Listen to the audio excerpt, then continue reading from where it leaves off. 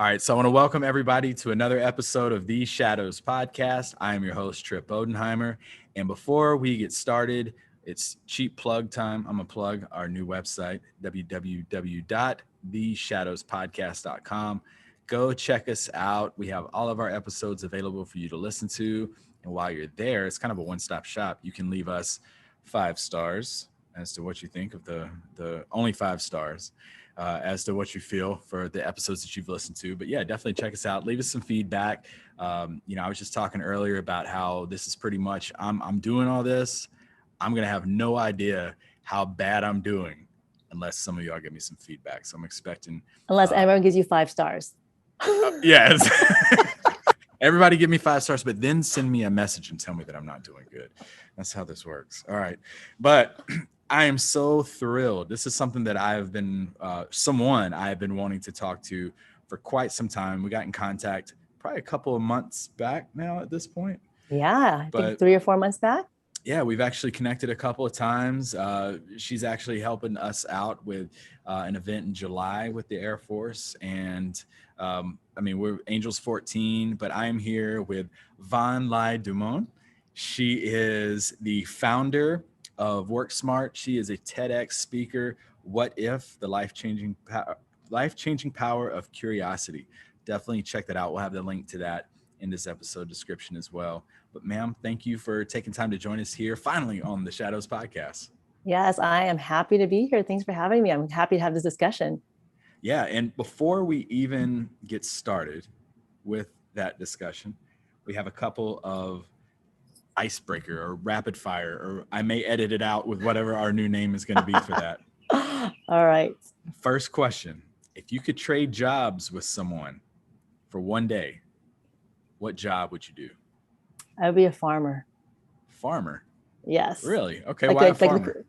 Like farmers who have like goats and sheep and cows. I don't know. I feel like that's my another calling, another time in this life or another lifetime. What's ironic about that is so many guests that I've had on the podcast, Scott Mason, Shay Sparks, Jeremy Kubicek, every one of them, their backstory is when they were a kid, they worked on a farm. Wow. And they went off to be very successful. So that's interesting. So yeah. I'm going the opposite direction. You're going completely, you want to go back to that, but you're already successful. I'm trying to picture you with like the straw hat and the overalls. Oh, I'm all about it. I'm gonna get fat too. Yeah. like why not? Get the gloves, like rubbing dirt. You got dirt on your nose. That's right, exactly. So if you were completely superficial, selfish, what would you really want in life? Would you want money, fame, respect? Oh my gosh, that's interesting. If I were completely superficial, what would I want? I think, this is like sounds very weird, but I would just like someone to come clean my house every day. Just have I would never want to pick up a rag or a spray bottle to clean my house ever again. Yeah. That sounds amazing to me.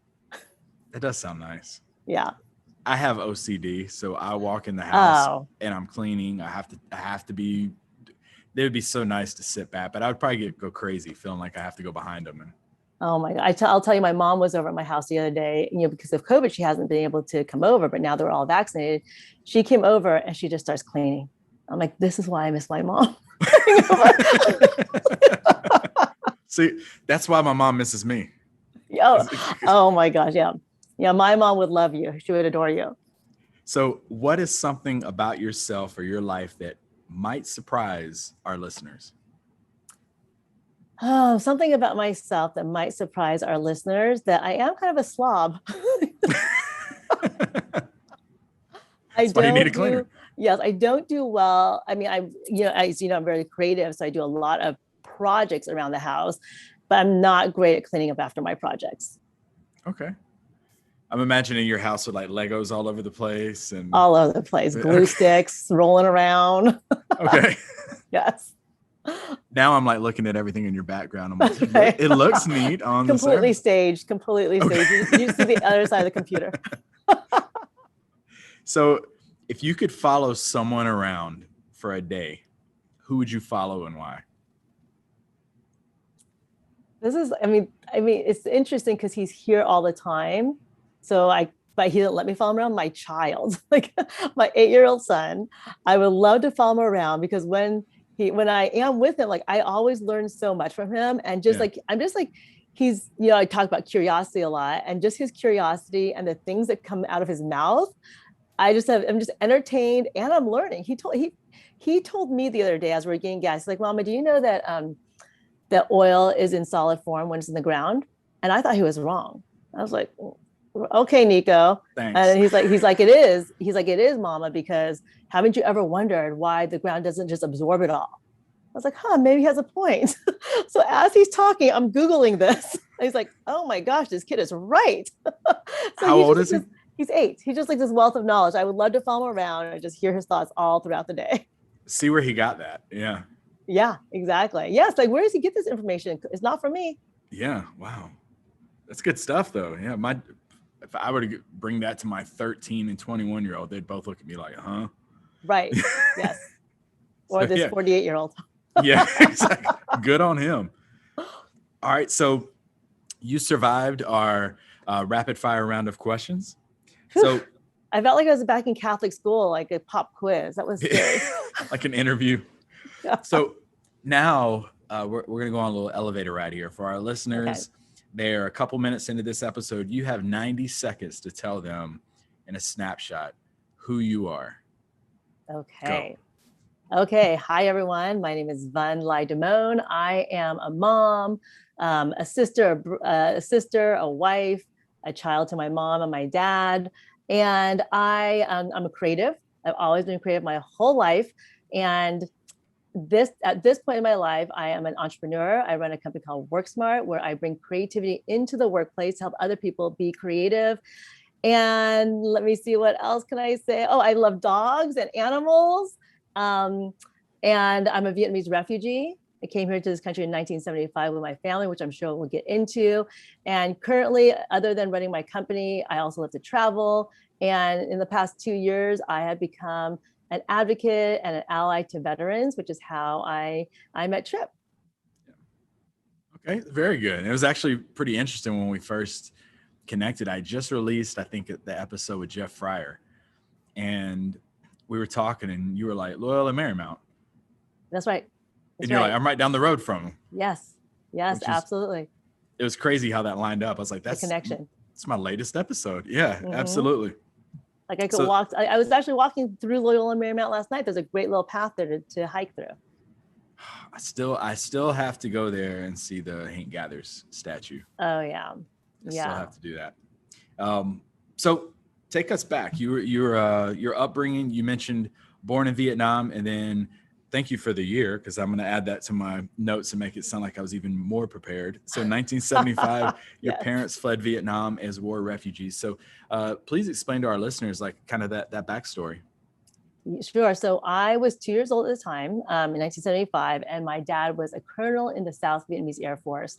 And, it's interesting because I don't have memory at all because I was 2, but the stories I hear. So we lived on the Air Force Base in Saigon, which is now Ho Chi Minh City. And my dad went into work that day and was told that this is the end. You need to get out today. Get your family out any way you can. So he rushed home to my mom and basically told her the same. My grandfather lived with us, and my aunt, who was 16 at the time, just happened to have been spending the night. And there's no time to get her back to her parents. So my parents are very religious because they feel like there's so many miracles that happen for us to be able to get out that day. So we lived at the Air Force Base, and everyone who worked with the Americans were told to go to the American Embassy. And I don't know if you've seen any of the images of Saigon on that day, April 20th and 30th, 1975, but thousands of people tried to make it into the embassy, and people were throwing their babies over the gates trying to get them out of the country. So that's where we were about to head. And my dad had a brand new Jeep. It wouldn't start. Like his brand new Jeep just wouldn't start. And that my dad calls that sort of like the first miracle that happened for us. Because if we had gone to the embassy, we would have been stuck there just like everyone else. So during this time, he was trying to figure a way out. And 2 of his soldiers drove by in Jeeps and said, get in, there's 2 airplanes left on the base, and we can get you out that way. Because the the plan was to get as many people out through airplanes as possible if there was an evacuation. But the North Vietnamese bombed the Air Force base. So there was basically no way out, but there were 2 airplanes left. So we were able to get out on one of those airplanes, land on a small island off of Vietnam, and then we waited for rescue and help there. And our first home here, so once we were able to get out of there, we came to first Guam, and then we were sent over to Camp Pendleton in San Diego, which was our very first home here in the United States. What do you remember? What are some of your earliest memories about growing up in San Diego area? Nothing. Like, I don't remember anything from, and you know, it's like, it's one of those things too. I was only 2, so I don't think I would have memory, but my sister who was 4, some of the other children who I've met around 8 or 9 years old at the time, I think it was so traumatic that so many people just blocked it. A 4-year-old should have some memory. My sister has no memory, although she must have some memory, because I remember when, you know, being in our first apartment about 2 or 3 years later, when she was teaching us, you know, childhood games. Our childhood games were like grab a pillowcase, put as much as you can into it and run. Right? Those are the games she was teaching us. Yeah. So clearly, like, that's not normal, or hide under the table, the bombs are coming. Right? Like, those are the childhood games I grew up with, because that's my older sister was teaching us these games. So even though she said she has no memory of that time, like, viscerally, she clearly does. Yeah. Yeah. Wow. And how did your parents adjust to being in the U.S.?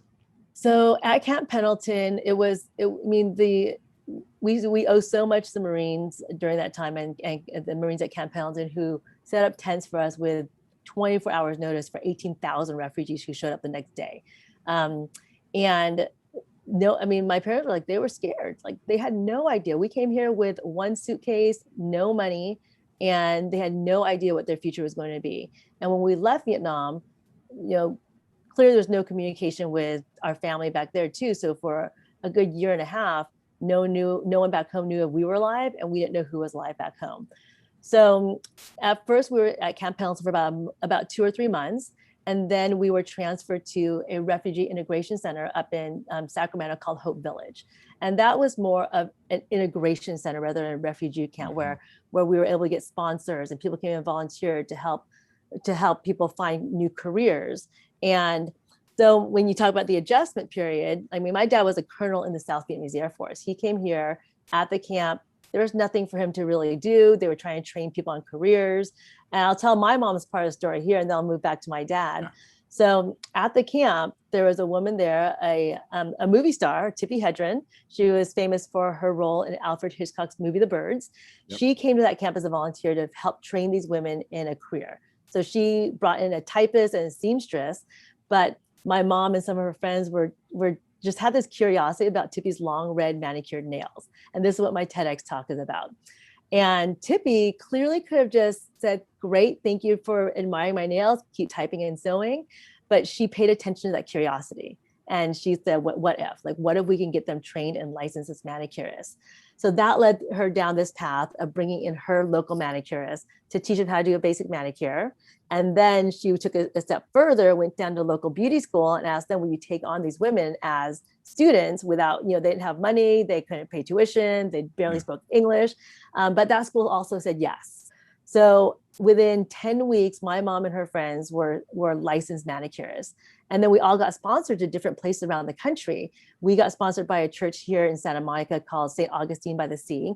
They got us a little 2-bedroom apartment, and Tippi came to the apartment, took my mom around to look for a job. So she got her first job as a manicurist. And the way my mom tells the story is like, she would sit there all day and maybe have one customer for $6. Right. And this went on for months until she really had to grow her business there. Yeah.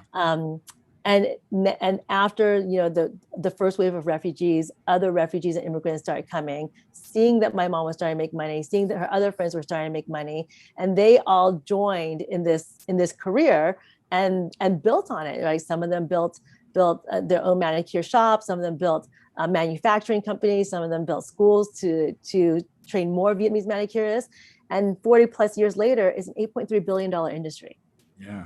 So it's pretty incredible, the progression of, number one act of kindness and one act of kindness and one spark of curiosity, what that created for the Vietnamese community. And a couple of things with that. It's funny how now, like, curiosity's like one of your calling cards, Right. and stemming back to that, and then just to think that, like, how much of like a trailblazer your mom is. Oh yeah. That's crazy. Right. It's crazy, but it's a story I grew up with all my life, so I thought nothing of it until I think it was the 40th anniversary of the fall of Saigon, that this story just took hold. And my mom's been interviewed on CNN, NPR. There's been articles and books written about this story, and it's great because my mom worked so hard her whole life.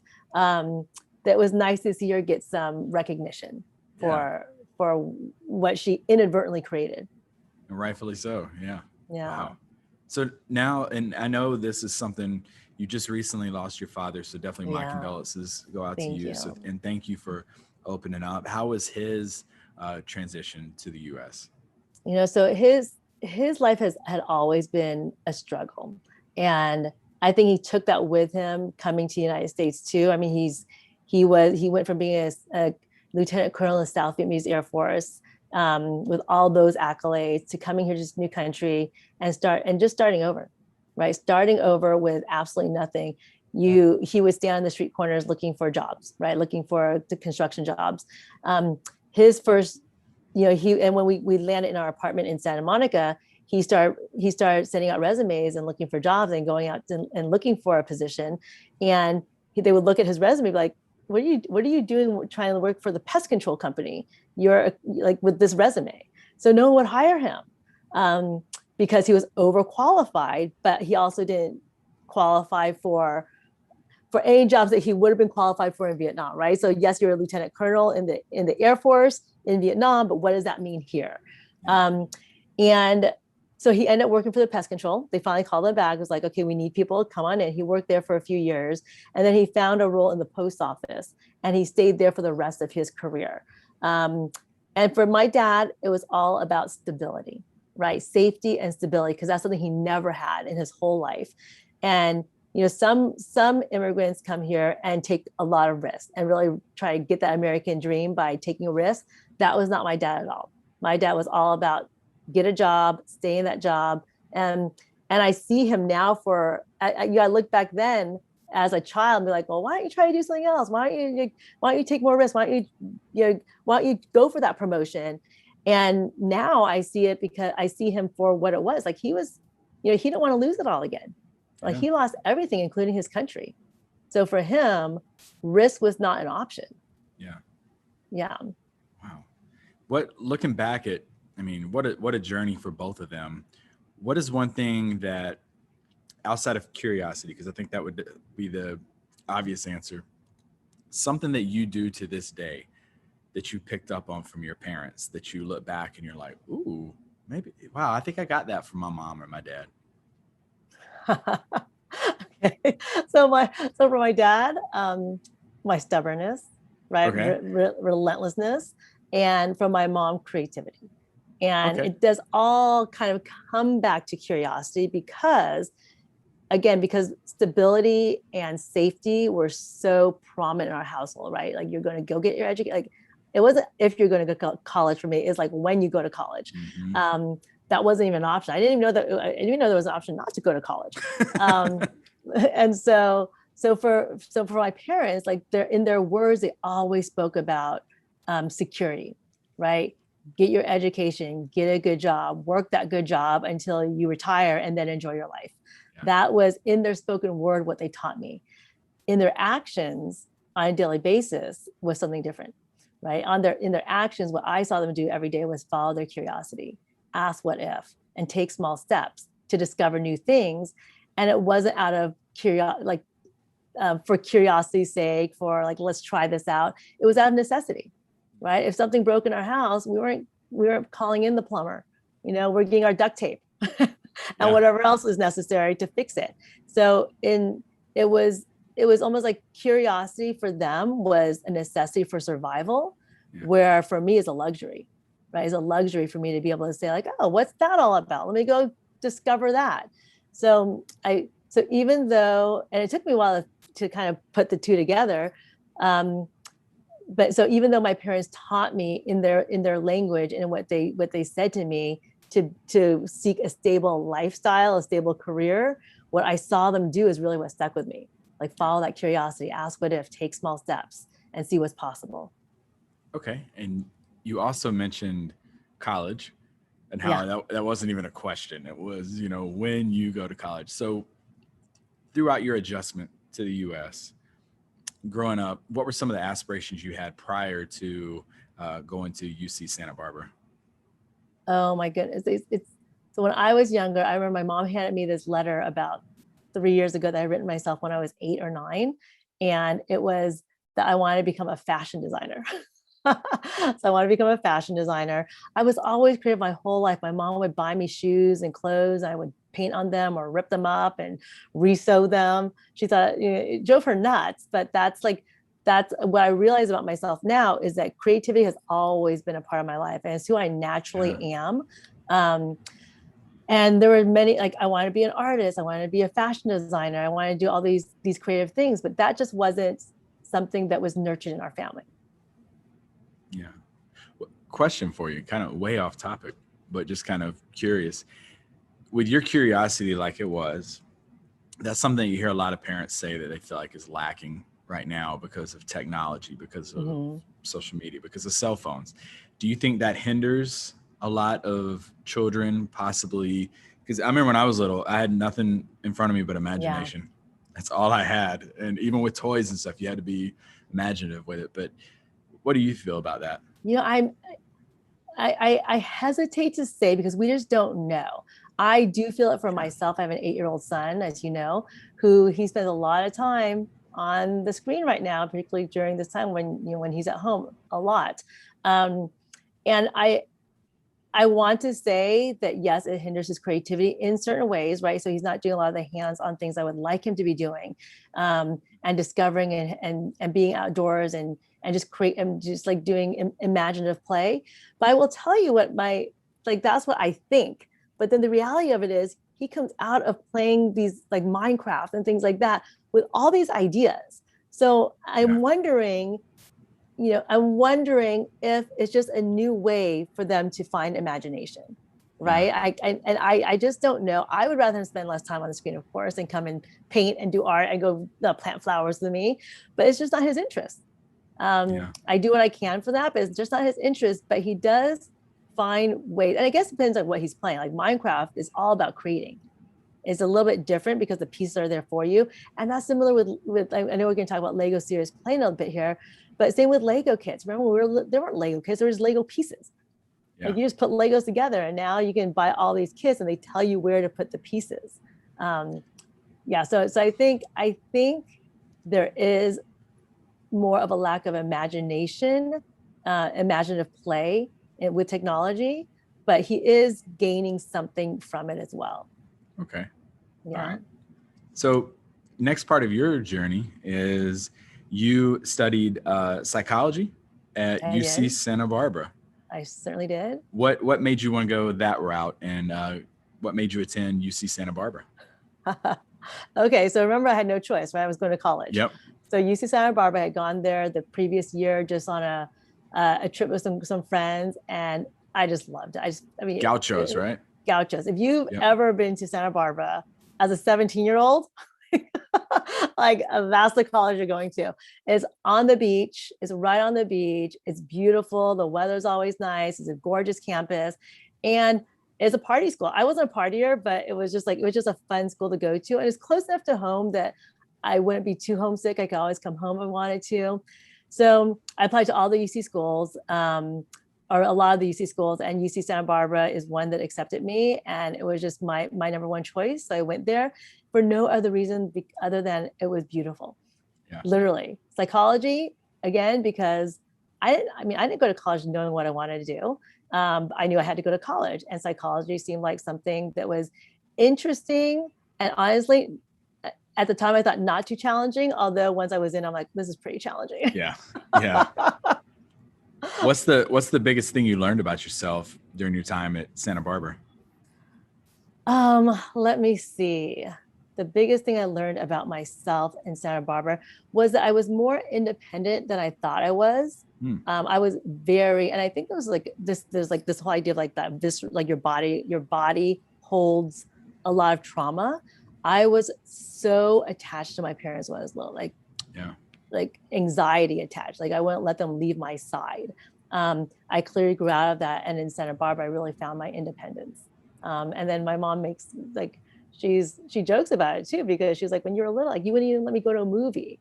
And now like in Santa Barbara, I started traveling a lot and doing a lot of things on my own, and really really kind of discovering my creativity, where in childhood, I dabbled in it, but at UC Santa Barbara, I really let it flourish. I started a furniture company. I shouldn't even call it a company, but I would go buy furniture from garage sales and stain it and paint it and flip it. Yeah, I was flipping furniture.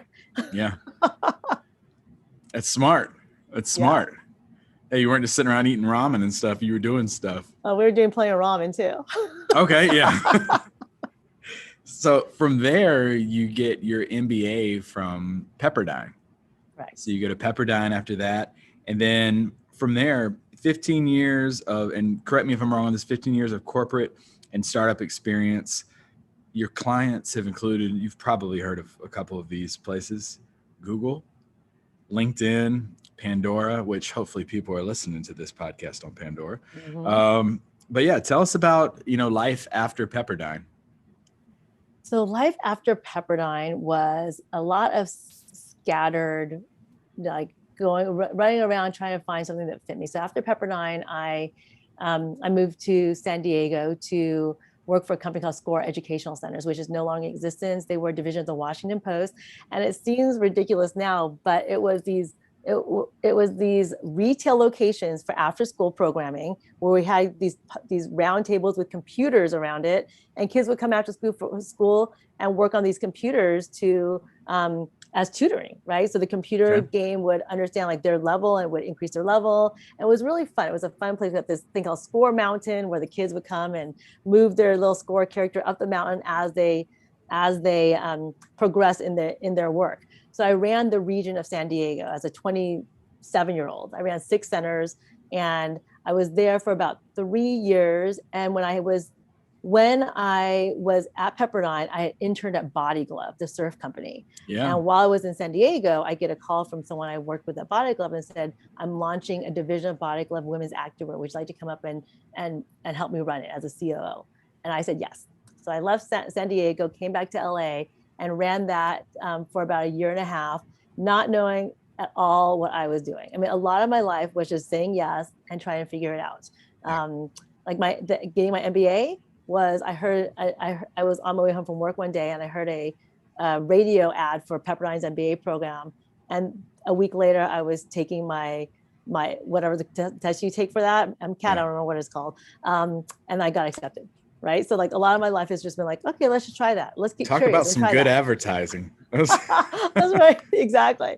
And then from that Body Glove job, I went into some business consulting. I opened my own business, teaching women how to start a business in the fashion industry. I started a company to selling women's accessories online. So just a lot of different startups. And then back to corporate, I ended up at GlaxoSmithKline Pharmaceuticals, working in the West Coast division.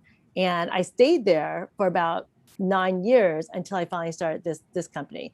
And all that time, I feel like I moved around so much because nothing felt like the right place for me. Right? I was always like, ooh, maybe that sounds better. Ooh, maybe that'll be a good. Didn't want to settle. Yeah, exactly. And I was like, I just didn't know. I didn't know what I really didn't know what I wanted to do. I just like to try new things. And finally, during that time at GlaxoSmithKline, I came up with this idea of a business bring creativity into the workplace. It was also about bringing creativity into personal development, where I'm like, oh, I'll just have some activities in my backyard. And I also wanted to get a school bus and into like a creative arts center and drive that around to kids' birthday parties. Nice. So yeah, so So after I had my son, about when he was a year old, I decided, you know what, this idea has been in my head for a good 6 years. Yeah. Let's do something with it. And you did it. You got a school bus? I did not get a school bus. You did not get a school bus. No, I did not get a school bus, because if you ask anyone who really knows me, I would have not done well. Yeah. Trying to host kids' birthday parties. I do not have that type of patience. I'm trying to imagine that, like the bus coming up and. Yeah, kids coming in. I mean, I'm telling people right now, I think it's still an amazing idea. If you have the capacity in your life and the patience to deal with both kids and parents at birthday parties, the idea is yours. Yeah. And that's a big thing, revamping school buses. I got a buddy of mine who's basically has a house on wheels out of a school bus now. That's amazing. Yeah. So from there, now tell us about WorksmART. Someone who's listening to this episode who's not familiar yet with WorksmART, fill us in on what that is. Sure. So WorksmART is, I do team and leadership development. So, and I do it all through the lens of creativity, play, and experiential learning. So basically, any type of leadership training you can, I do a leadership training program that's I can do one-off programs like a conflict management resolution course, a communication course. But the way I like to present my work is that it's long-term, right? Because I've been in the corporate world for so long, I see that a lot of companies will say like, okay, we need to do some training. So let's do a one-off training. Let's do 1 day of leadership training, a two-day course. I've been through those courses and I leave with basically nothing, because there's so much information. So what I try to do is our course is extend it over a course of a year, and really is this idea of leadership development, not so much like just train them on one thing and let them at it. So what I do is I come in, the first month we would do, let's say we do a course on communication. The next month we come in and we would do a roundtable discussion with the group who went through the course. What worked, what didn't work, how did you use it? And then they have another month to continue to practice the skills. And then the third month we would come in with the next topic. So that you're really learning 6 leadership topics over the course of a year, with plenty of time to implement it and incorporate it into the work you do. And also the other part that makes this different is that creativity part.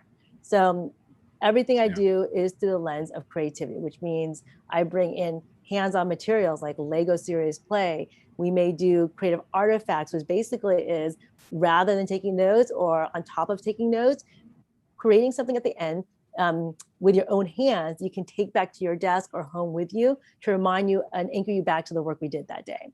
I've also expanded my definition of creativity. So my type of creativity is very hands-on, but a lot of my co-facilitators are creatives. They do the same type of work I do in leadership team development, but they do it through a different lens of creativity. So I might work with an improv artist, a spoken word artist, a DJ, and bring their tools to the work I do as well. If our tactile listeners are able to sit through our auditory episode here, they are probably salivating at everything you just said in terms of your creativity. Actually, for those tactile learners, and even those that are not, you pick up something by your desk right now and start building the learning points you're hearing during this, or sketch them. Speaking of which, that brings us kind of next to the Lego series play that you do as well. Mm-hmm.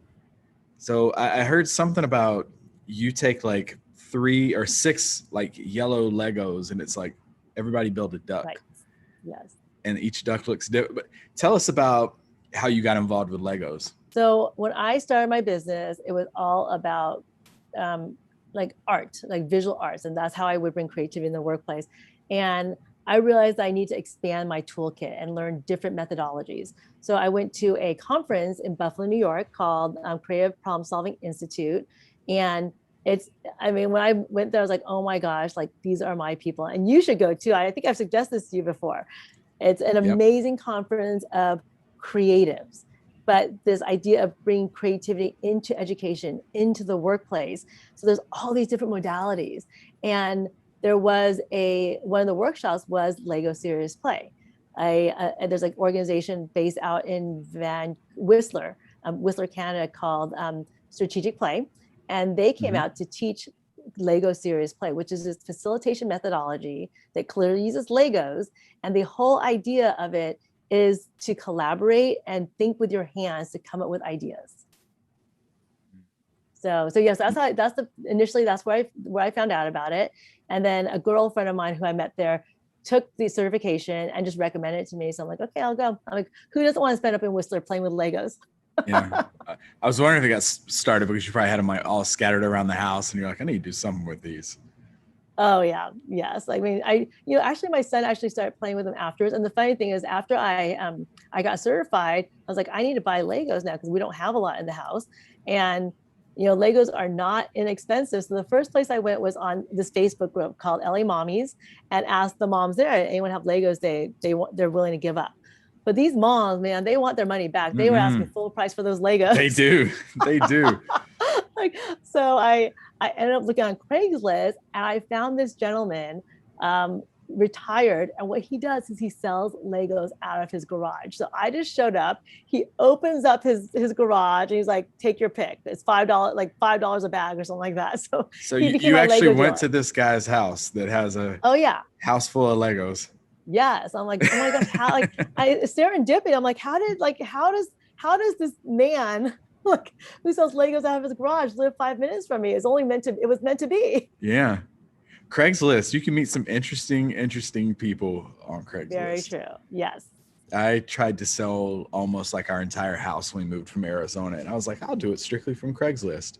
How'd that go? Oh my gosh. Every day I came into work, I was like, let me tell you about this guy that I'm pretty sure he's wanted for something. But he bought an animatronic pony from us. So we're good. Yes. Yeah. Exactly. But so what do you think is one of the biggest benefits you've seen or feedback that you received from people since you started doing everything with Lego Serious Play? So I think the biggest feedback from Lego Serious Play and my work in general is that I'm doing what I intended to do, is like bring creativity back into people's lives, in professionally and personally, particularly with Lego Serious Play. Particularly Lego Serious Play, the idea of being able to share ideas in a way that establishes trust and builds collaboration. So the way Lego Serious Play works in terms of methodology is you express a problem, a challenge, or something you're trying to innovate, and then everyone in the room gets to build an idea. And everyone in the room goes around now and shares that idea, and that idea gets pushed to the center of the table. And then you ask people, build 2 more ideas, right? Or 3 more ideas. And then you start building. And some people may have 3 more ideas in their head and some people don't. And that's when you, as a facilitator, say, just start thinking with your hands and see what comes up. Wild and crazy ideas are welcome here. So then people just start playing and really just building wild and crazy ideas. Like once you kind of run out of the ideas you already think you have, you just come up with things. And all those ideas are shared and pushed to the center of the table. And then we get to the second part where it's like, okay, great. Now, here are the parameters to what we're trying to solve. So which of these ideas on the table or which combination of these ideas fit into those parameters?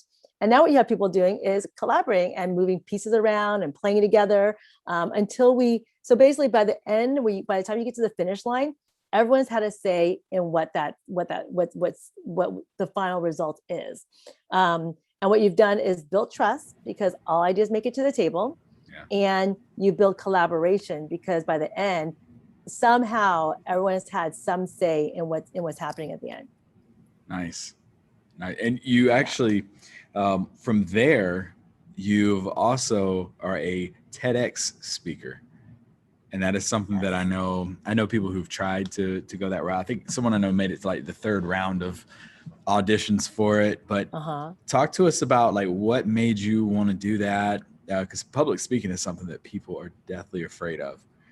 But if you get up there and you mentioned telling the story about your mother, if it's called What If, the Life-Changing Power of Curiosity.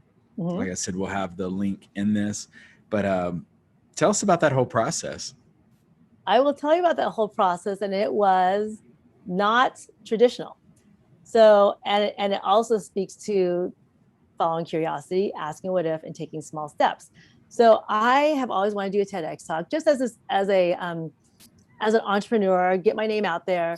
And I want to do it on creativity, but what is my angle on creativity that I could bring to a TEDx talk that hasn't been told before? So I told you the story about my mom. And this was November 2019, I believe. Or was it? No, it couldn't have been 20. It must have been 19. November 2019, I was, or maybe October. My mom had been invited to this gala to celebrate the first 20 Vietnamese manicures, Tippi Hedren. And I was sitting in the audience of 3,000 Vietnamese manicures who came from across the country in this celebration. And I was looking on stage and looking at my mom. I was like, what am I thinking? This is my story. Like, this is my talk. Like, who else can tell the story? So I left there being very clear that this is my TEDx talk, right? The story about following curiosity, asking what if, taking small steps, and the possibilities that can create, and wrapping around the story about my mom. So about a week later, I was just at home on LinkedIn, and I saw a post from a woman I had met one time at a conference that said, I'm co-producing a TEDx talk in Anaheim called TEDx Citrus Park Women, Mission of Mavericks. So I clicked on that link. And as I was looking at the website, I was like, oh my gosh, like this, like I have to tell my mom's story on this stage. But she was only selling tickets. She had all her speakers lined up already. So I bought a ticket. I closed my computer. I walked away. I said, nope, I'm going to see what if. So I emailed her and I said, I saw that you're hosting a TEDx talk. This is the story I'd love to tell on your stage. And I waited and waited and waited. And I finally got an email back and said, we can make room for you. We want you to tell a story on our stage. You have 6 weeks to prepare. Ooh, what was that preparation process like? Oh my gosh. So it was filling the freezer with frozen food for my family because I was not taking care of anyone but this. Not cleaning the house. Still not cleaning the house. Yeah. And so I wrote the talk thinking that I wrote the talk as it was my mom's story. And fortunately, I had a couple of friends who had done a TEDx talk before. So they were able to guide me and say, okay, you need a through line. Like, what's your through line? So my through line is follow your curiosity, ask what if, take small steps to create possibilities for yourself and others. And then what I did was weave the story throughout, like weave my mom's story throughout, bring in some books I've been reading on it, some quotes, and some history behind it. And that's what a TEDx talk is. I learned so much about the idea that a TEDx talk is not your story. It's what you can do for the audience. Like, how is the story going to impact the audience? So a lot of the things when you write a TEDx talk, a lot of things that you love about the story, you need to cut out if it's not going to serve the audience. And so for 6 weeks, I wrote, rewrote, memorized, talked it, like said it in my sleep. Because at least the stage I was on, there was no prompt, there were no notes, there was nothing. It was you standing on a red dot with lights facing you and people in front of you. And the fancy TEDx background. And the fancy TEDx background, the fancy TEDx sign. And you had to know it word for word. And it was in knowing it word for word that I could really make it my own and be comfortable telling it on that stage. But you're right, like it's the fear of public speaking is real for everyone. Like, I don't think I have a fear of it, but I get nervous every time. Yeah. Especially on that stage. I can't imagine. I know that stage, but then, in hindsight, for anyone who's going to do a TEDx talk, I recommend always advocating for yourself. So there's one part of my talk where I was mentioning the Honor Foundation and, the organizations that I volunteer for. And it really meant a lot to me to say the right thing about the Honor Foundation, right? They work with special force operators as they transition from military to civilian careers. I missed one or two words in there, and I don't think I said special force operators. I didn't say something. So after everyone had filmed that day, I stopped and I went to the cameraman and said, "Can I film that part over?" And he said yes. And I think it's really important for people who are going to do a TEDx talk to advocate for yourself and ask for what you need. I even did some of my own editing. They sent me their edited version, and I said that I want to re-edit it, and they allowed me to re-edit it. Wow. See, this is good. This is some inside stuff that. Yeah, exactly. This is bonus content from the actual video. So now I got to go back and rewatch it again. So I'll be like, that wasn't live. Okay. No, that was good. So speaking of, being an advocate for yourself, also you're an advocate for the military, and you've been involved in Angels 14. So if you could, it's something that you actually got me turned on to, as Angels 14, and I've been attending some of the meetings, and it's phenomenal. It's such an amazing group. So tell us about Angels 14 and everything that you have done with the military. So again, very interesting. I got involved with, of course, like all growing up, my dad was very pro-military, Mhm. high amount of respect for the military. He actually came here at 18 years old and studied with the U.S. Air Force from being in the Air Force in Vietnam. And then obviously during the war, he worked with a lot of the US Air Force and other military divisions. And then of course, our first home here was at Camp Pendleton, where the Marines really took care of us. So all my life I had this respect for the military, and I've always wanted to give back. And through Lego Serious Play, I found the Honor Foundation, or they found me. So Joe Lara, who was the VP of programming, had reached out to someone about Lego Serious Play. I was on this Lego Serious Play forum. Someone had posted like someone's looking for someone to do Lego Serious Play in the San Diego area. So I reached out, was connected to Joe, and we talked about their Waypoint program, which is a 3-month program helping military special force operators transition. And he's like, where do you think you could bring in Lego Serious Play here? So I looked at their program. I suggested a few places I thought I could go. And what's interesting is that we landed on transition night, the night before graduation, for me to come in with my materials, my creative tools, and help these men and women think differently and think about possibilities for their future using creativity. So the night I teach is called Transition Night. And I think there's something very poetic about the fact that they helped us in our transition, and now I get to come back and help in their transition. Yeah. So from there, it sort of just grew, right? I met someone named Sarah Correll, who runs a Friday call called The Power of Our Story, where veterans come on and tell their stories. Through that, I met Jeffrey Knight, who brought me into Angels 14. He's one of the founders of Angels 14, along with Dave DeQuelly. And the two of them got together because of a reason I feel like a lot of military veterans understand, this idea of like the connection is gone, right? The community they had is no longer. And where do you find that kind of community where the person to the right of you and left you will die for you, right? Like that's not easy to find. So they create this community that meets on Fridays and is under this umbrella of, it's a leadership call, right? How do we become better leaders for our own lives and for the people in our lives? But there's no real, and you've been on the call, there's no real structure to it. We just all get on there and we help each other, right? Yeah. We support each other. People introduce themselves, say what's going on in their lives, talk a little bit about whatever the topic is, but it always ends up in this amazing conversation that's so real and so deep and so connecting. And I've told them this before on the call that, as a Vietnamese refugee, Asian Vietnamese in Santa Monica, whereas like when I grew up here, blonde hair, blue eyed, everything. This is one of the first places in my life where I've really felt a place of belonging, is in the Angels 14 group. And I feel like everyone kind of feels that way about that group, where when they say it's all inclusive, everyone is welcome, they truly mean it.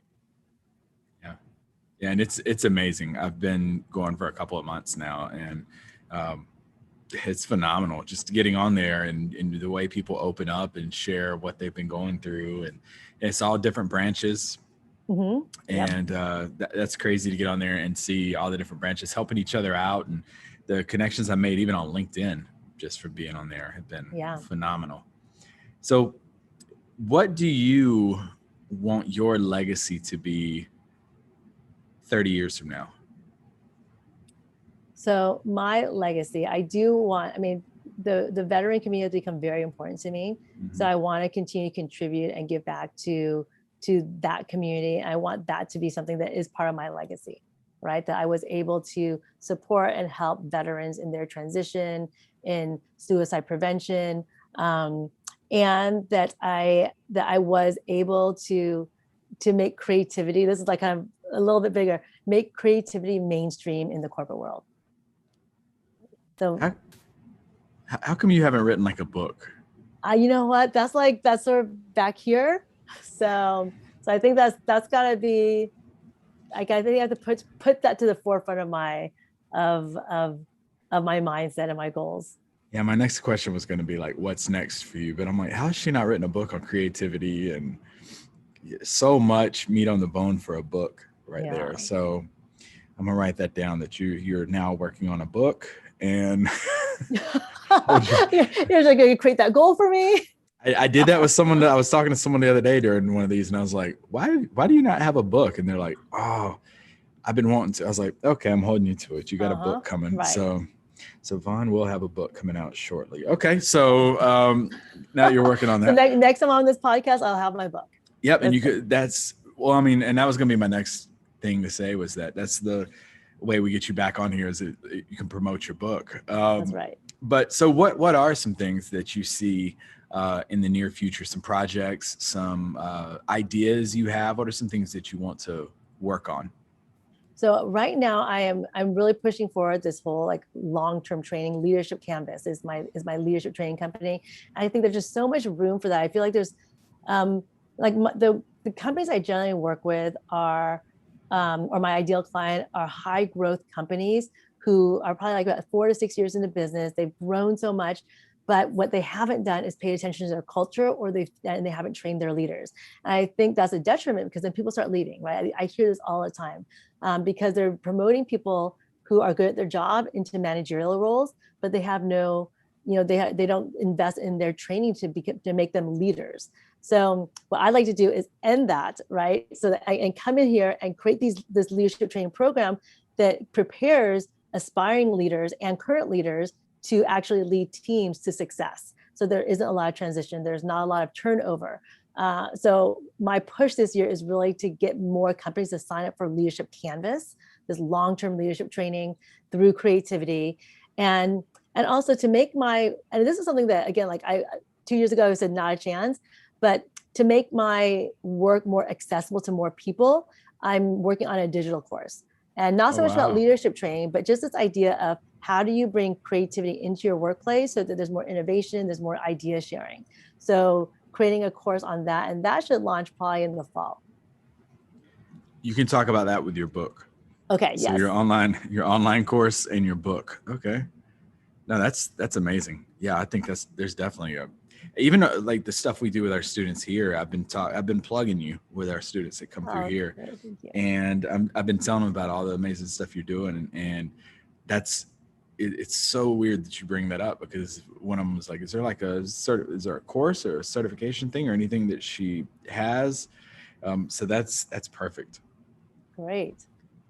Now, before we wrap up this episode, I mentioned at the beginning of this, when we started talking about your parents, that your father just passed away, and to kind of celebrate your father's legacy, what do you want your father to be known for? For those out there that were never fortunate enough to interact with your father, if you don't mind, take a couple of minutes just to kind of celebrate who he was. Thank you. Yeah. So my dad was, and it's interesting to like now hear from other people's perspectives.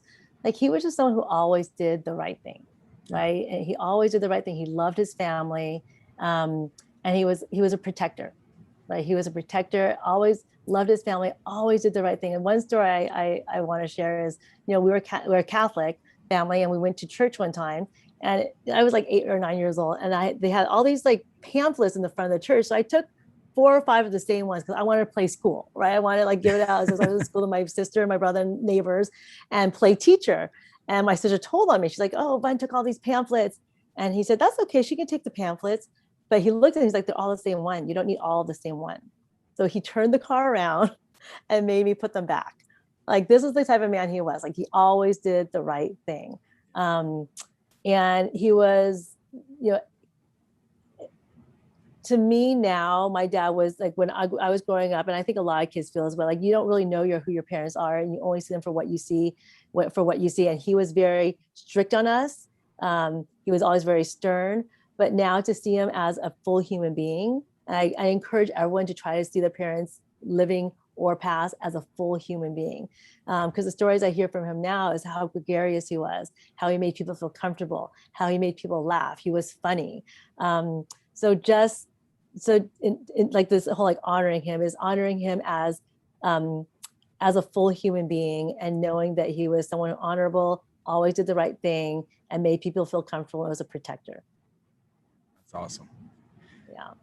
Well, final thing here is, where can people get in contact with you, find out more information about you and all the amazing things that you're doing? Well, I always hang out on LinkedIn. So you can find me on LinkedIn under my name. My website is WorksmARTAdvantage.com. And I think that's a great place to go to find out more about my work, because there's some videos on there, and it's sometimes hard for people to grasp what the concept of bringing creativity into the workplace looks like. So I started creating some videos. Oh, and I do have to plug that I started a YouTube channel under my name, Lai-Dumone. And again, that has some nice tips on how to bring curiosity into your life, how to bring creativity in your life, and also some videos about the work I do in the corporate world. Yeah, and that is a very popular page. A lot of subscribers to it. Got a lot of really good videos. So definitely go subscribe to that as well. Well, ma'am, I cannot thank you enough for taking time to be a guest. This is something that we had circled for quite some time and really wanted to make this happen. What final comments do you have for the listeners? Not too much. Just like go out and be creative, do something creative every day. And creativity isn't all about arts and crafts or being talented at that. It's about coming up with new ideas, putting things together, or even driving to work in a different route, right? Anything you just like that's different than the day before is creativity. I like it. Well, ma'am, thank you very much for taking time to be with us here today. And folks, that is going to conclude this episode of The Shadows Podcast. Go check out our new webpage, www.theshadowspodcast.com. 5 stars. 5 stars. See y'all next week. Bye.